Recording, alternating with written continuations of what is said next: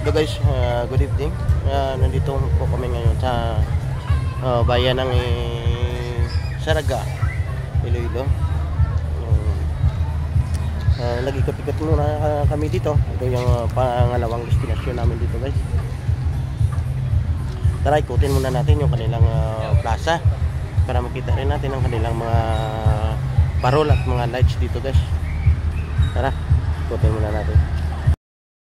Oh, yan po guys, makikita natin yung yung bayan ng Saraga, Iloilo. Ito po ang kanilang bilhin na ginawa. Makikita rin natin dito na may mga ginawa rin sila. Itong kanilang mga lights dito. At saka maraming mga isda dito guys na makikita mo. Ito po ang kanilang mga exhibit na isda na pwede mo ring bilhin.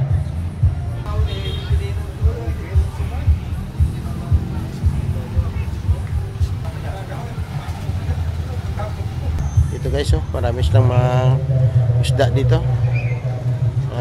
Binibinta rin siguro nila ito. Ito maraming mga goldfish na makikita mo dito. Yan marami yan dito guys. Hanggang doon sa dulo. Yan yung kasi dito ginaganap yung Pantat Festival o Hito Festival dito sa Saraga. Ito makikita mo rin dito yung mga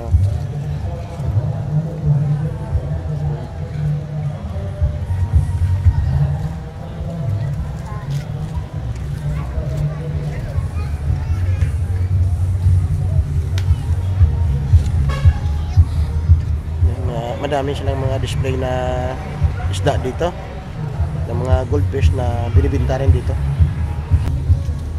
Ito po makikita mo rin dito, marami rin silang mga binibinta dito. Yan, binibinta rin nila yan.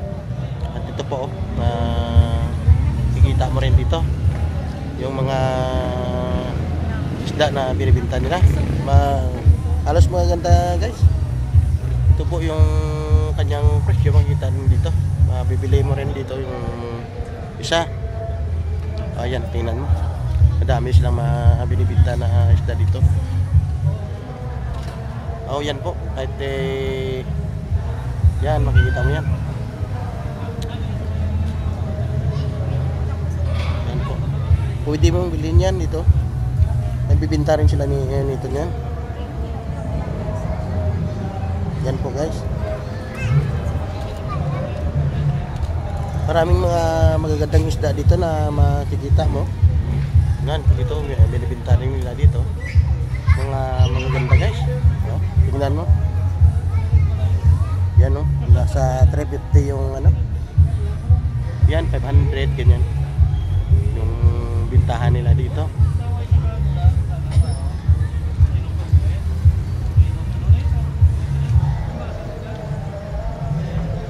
Yan po mga binta nila dito.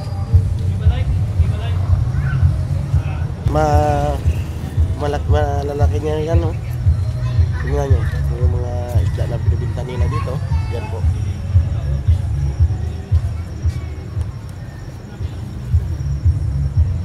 Nasa 800 yata yan yung binta nila dyan. Yan po. Maganda yung binibinta nila na isda dito guys. Tingnan mo po.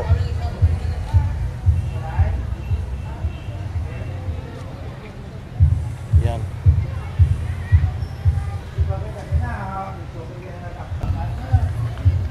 Yan po guys, yung gagandang mga goldfish yun, yung binibinta nila dito. Yan po, mga malalaki pa po. Yan, makikita mo rin dyan.